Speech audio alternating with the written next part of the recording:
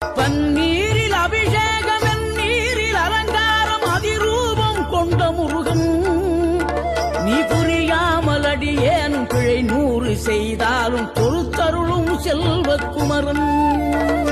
பொய்யான மயிலேறும் காட்சி எழியாவும் ஒளி வீசும் தெய்வாம்சமே பொய்யான என் வாழ்க்கை புவி மீது நிலையாக அருள் செய்ய வர வேணுமே நீ அருள் செய்ய வர வேணுமே